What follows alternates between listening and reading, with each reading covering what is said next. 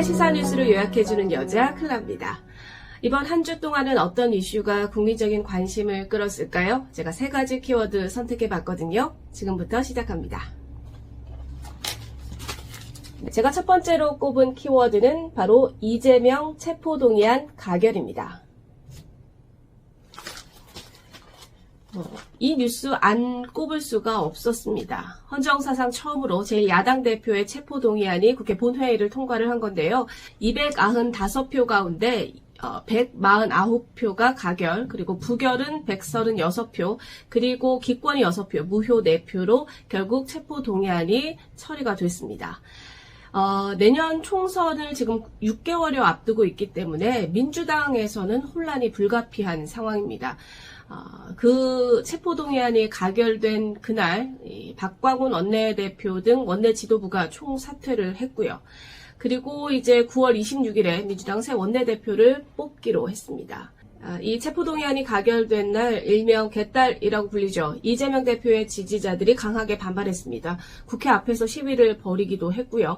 그리고 부결표를 던진 의원들 찾기에 나섰고 또 의원들에 대한 공격이 현재 도를 넘고 있는 상황입니다. 의원실로 그 항의 전화가 폭주하고 있고 문자나 이런 것들도 거의 테러 수준으로 지금 받고 있어서 일을 할 수가 없는 지경에 이르렀다고 하는데요.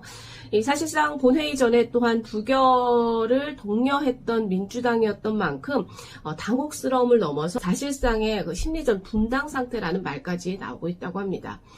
이런 가운데 이재명 대표는 주말이죠. 24일 만에 그동안 지속해왔던 단식을 중단을 했습니다. 자, 그렇다면 남은 이 대표의 사법 일정은 어떻게 될까요? 이제 공은 법원으로 넘어갔습니다. 법원이 영장 실질 심사를 하게 될 텐데요. 법원이 영장을 발부하게 되면 이 대표 관련된 여러 가지 후속 수사가 탄력을 받게 될 것이고요.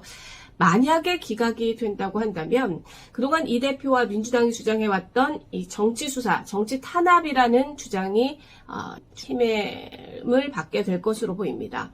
그래서 더욱 법원의 결정에 관심이 쏠리고 있는데요. 이날 헌정사상 초유의 일은 또 하나 있었습니다. 이 대표의 이 체포동의안 가결 때문에 묻힌 것 같긴 한데요. 바로 한덕수 국무총리에 대한 해임 건의안도 가결됐습니다. 그동안 총리 해임 건의안은 발의된 적은 있었지만 본회의 문턱을 넘은 것은 이번이 처음인데요. 야당이 이태원 참사와 잼버리 사태 등에 대한 책임을 물어서 해임 건의안을 제출을 했고 또 본회의에서 야당 주도로 통과가 되긴 했지만 윤석열 대통령이 받아들일 가능성은 거의 없어 보입니다. 또다시 여야 대치 사안이 하나 더 추가가 된 것 같습니다.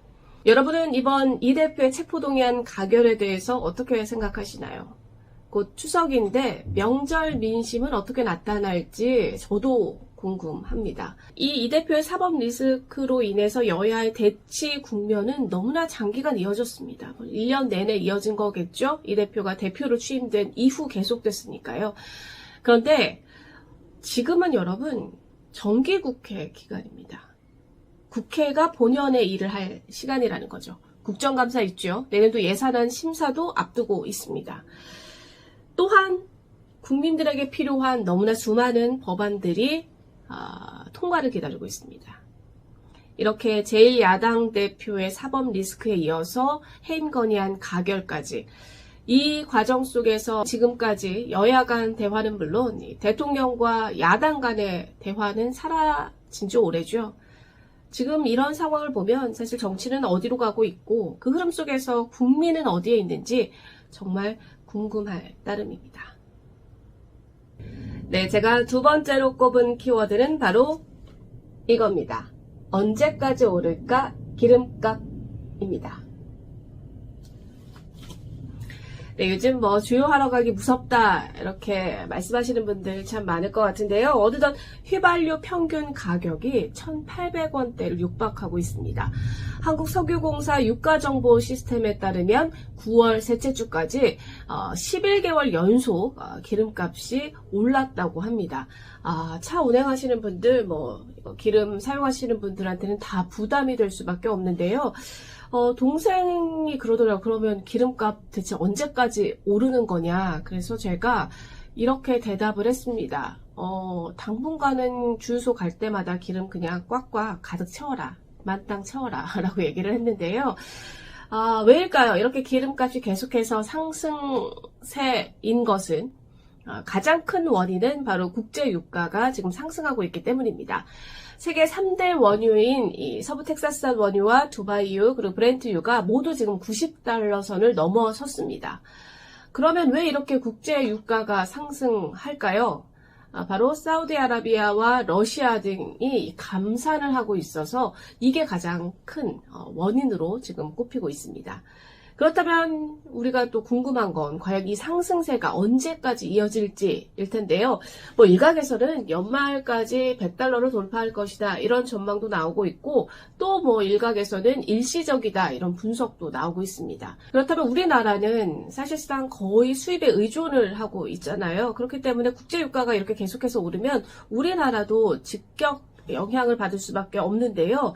더군다나 국제유가는 2주간의 좀 시차를 두고 국내 제품에 반영이 되고 있어서 최소 10월까지는 계속해서 상승 곡선을 타지 않을까 싶은데요.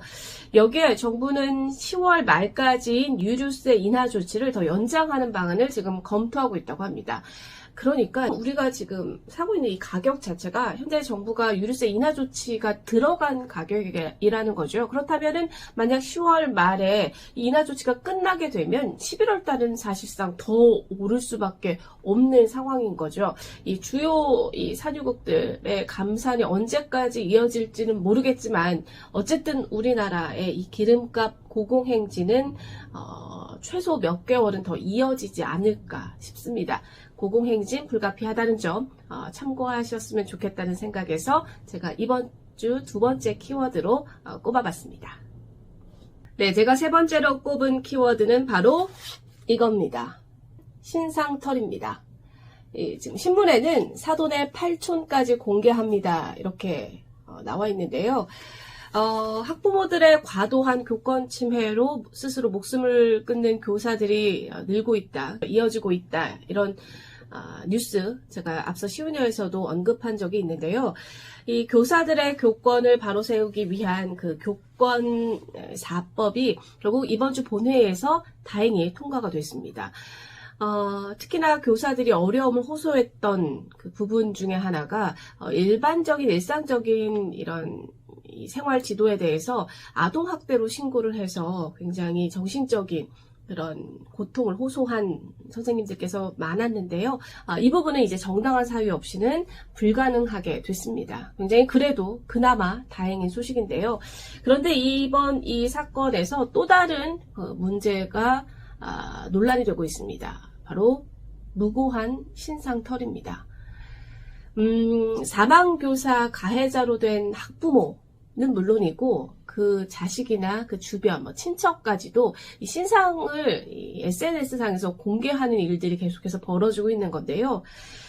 최근 이 사법기관을 대신해서 개인들이 이런 사적 제재를 가하는 경우가 계속해서 늘고 있습니다. 그 중심에 유튜버들도 있고요.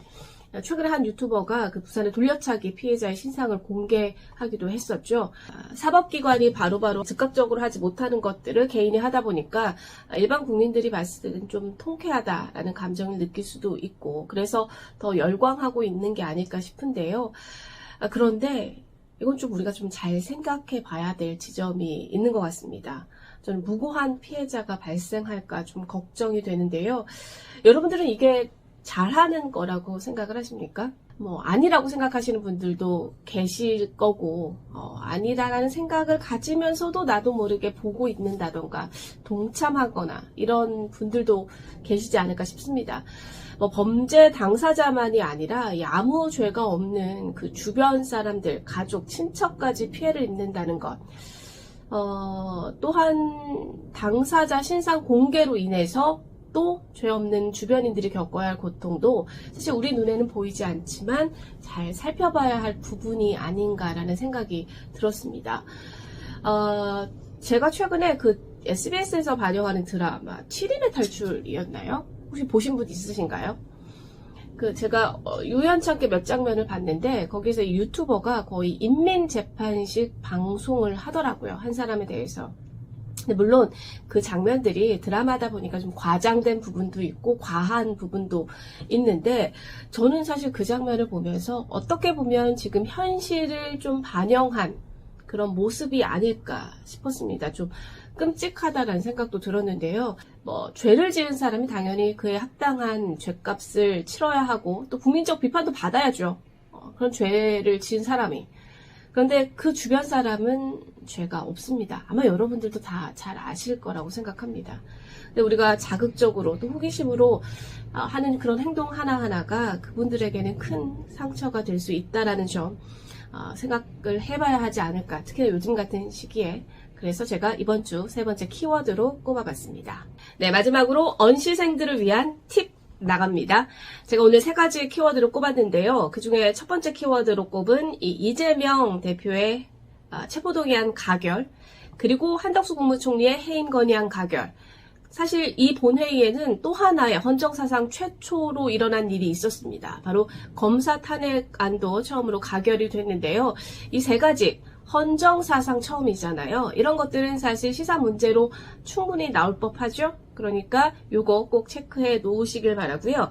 그리고 제가 세 번째로 꼽았던 이 신상털이, 무고한 신상털이, 가해자 신상털이 이런 부분들도 논술로 충분히 나올 법한 주제이기도 합니다. 사실 예전에 기출문제로 관련된 내용이 나온 적도 있었거든요. 이거 관련해서는 논술로도 꼭 한번 정리해 보시기 바랍니다. 네, 이번 주에는 추석 연휴가 있습니다. 긴 연휴가 시작되는데요. 벌써부터 설렌다는 분들도 계시고요. 여행 계획하시는 분들도 계시고 추석 내내 열심히 일해야 하시는 분들도 계실 겁니다. 그래도 추석 명절이니까요. 주변 지인들에게 좋은 덕담 한마디 하는 그런 시간이 됐으면 되게 좋겠습니다.